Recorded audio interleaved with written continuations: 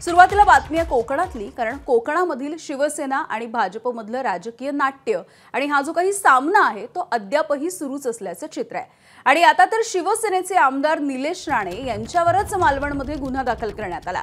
पैशांची बॅग पकडण्यासाठी घरात गेलेल्या निलेश राणेंवरती बेकायदेशीरपणे घरामध्ये घुसल्याची तक्रार गुन्हा दाखल करण्यात आलेला आहे। भाजपचे नेते केंद्वडेकर यांनी या प्रकरणी पोलिसांमध्ये तक्रार दिलेली होती आणि यानंतर पोलिसांनी निलेश राणे यांच्या विरोधात वेगवेगळ्या कलमांच्या अंतर्गत गुन्हा दाखल केलाय।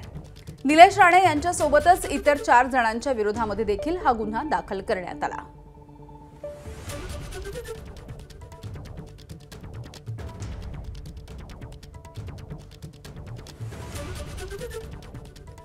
पुढची बातमी बघूयात। बातमी आहे नाशिकमधली। नाशिकच्या तपोवनातल्या वृक्ष तोडण्याच्या निर्णयावरती मनसेचे अध्यक्ष राज ठाकरे यांनी एक फेसबुक पोस्ट लिहिली आहे आणि जोरदार निशाणा साधलाय।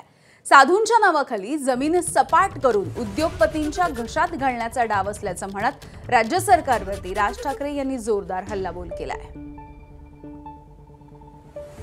तर राज ठाकरे यांनी आपल्या फेसबुक पोस्टमध्ये नेमकं काय म्हटलंय आपण बघूयात।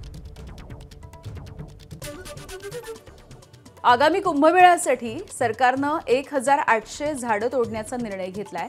नाशिकमध्ये कुंभमेळा हा काही पहिल्यांदाच होत नाहीये।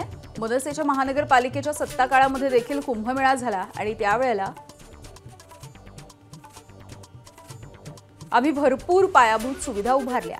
त्यावेळेच्या नगरसेवकांचा आणि प्रशासनाचा उत्तम संवादही होता। आम्हाला पायाभूत सुविधा उभ्या करताना कुठलीही झाडं तोडावी लागली नाहीत। मग आता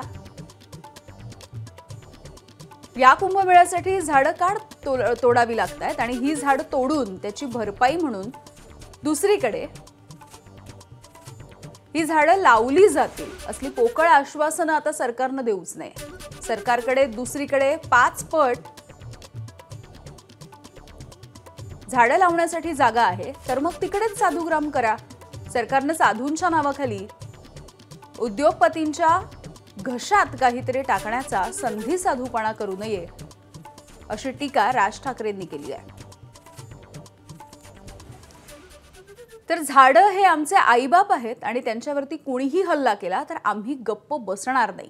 मुख्यमंत्र्यांनी नाशिककरांची ही जनभावना समजून घेतली पाहिजे।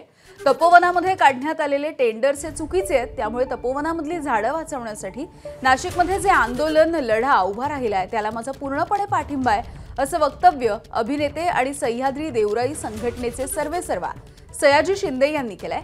त्यांनी या तपोवनामध्ये जाऊन पाहणी देखील केली आहे।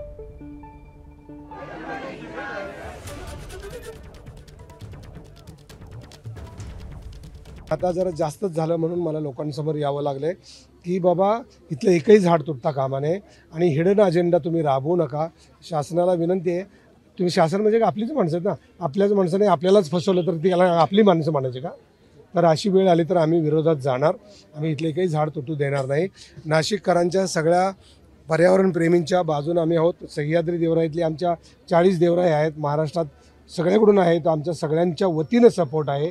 कुठेही झाड तुटत असलं सगळ्यांनी सावध व्हा, त्याचा प्रश्न विचारा, झाड तुटू द्यायचं नाही।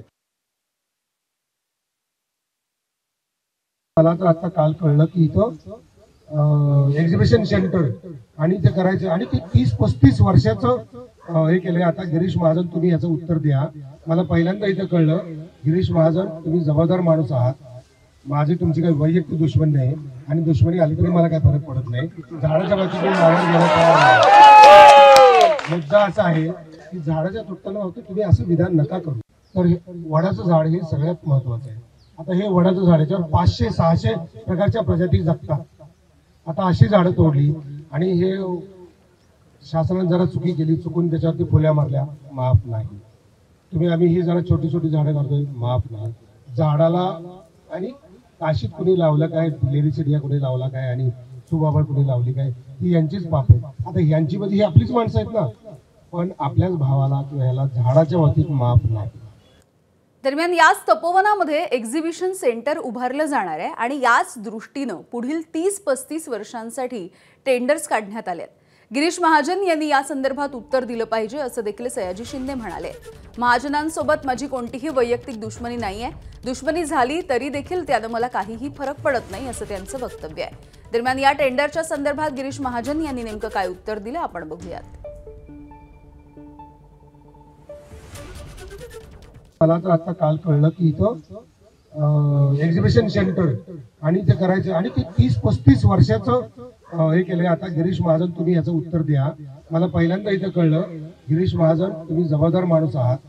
माझी तुमची काही वैयक्तिक दुश्मन नाही आणि दुश्मनी आली तरी मला काही फरक पडत नाही. झाडाच्या बाजूने मागायला गेलं तर मुद्दा असा आहे की झाडाच्या तुटताना फक्त तुम्ही असं विधान नका करू. आम्ही कुठेही झाडतोड करून त्या ठिकाणी कुठलेही इन्फ्रास्ट्रक्चर त्या ठिकाणी उभं करणार नाही. त्याचबरोबर मी तुम्हाला सांगतो की 15,000 झाडं मोजून घ्यायची. 2 वर्षांनी त्या ठिकाणी सगळे नाशिककर बघायला जातील, ते फॉरेस्ट बघायला जातील की बापरे यांनी काय केलं म्हणून. इतके चांगली झाडं आम्ही त्या प्रजातीची त्या ठिकाणी लावतो. साधू आले गेले मेले त्यांनी माझा काय अभ्यास नाही, पण झाडं गेली तर मात्र फार नाशिकचं नुकसान होईल. त्यामुळे मी झाडांच्या बाजूला आहे, तुमच्या बाजूला आहे. इथलं एकही झाड तुटता कामा नये. मी जो काही अभ्यास केला, जो काही वाचलं ऐकलं त्याच्यावर मला लक्षात असं आलं की इथलं एकही झाड तुटता कामा नये आणि ही सगळी झाडं वाचली पाहिजेत. आपल्याच माणसाने आपल्यालाच फसवलं तर त्यांना आपली कशी म्हणायची. तपोवनाच्या संदर्भात राज ठाकरे यांनी जी भूमिका घेतली आहे या भूमिकेला शिवसेनेचे खासदार अरविंद सावंत यांनी देखील पाठिंबा दिलाय आणि झाडांसाठी जर वेळ पडली तर आम्ही रस्त्यावरती उतरू असं अरविंद सावंत यांनी म्हटलंय. खाणकामासाठी देखील लाखो झाडं तोडली जात आहेत. झाडं तोडण्याचं कारस्थान कोणासाठी नेमकं सुरू आहे असा सवाल देखील अरविंद सावंत यांनी विचारला.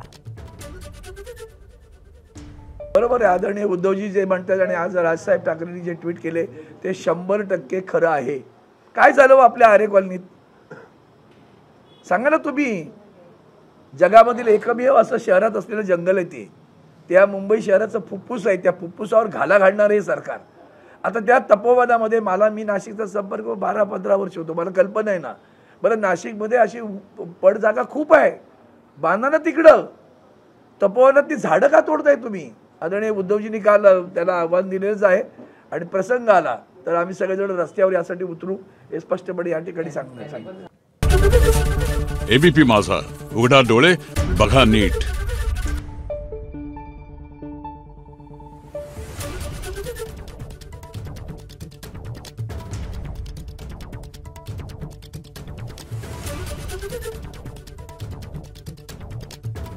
Thank you.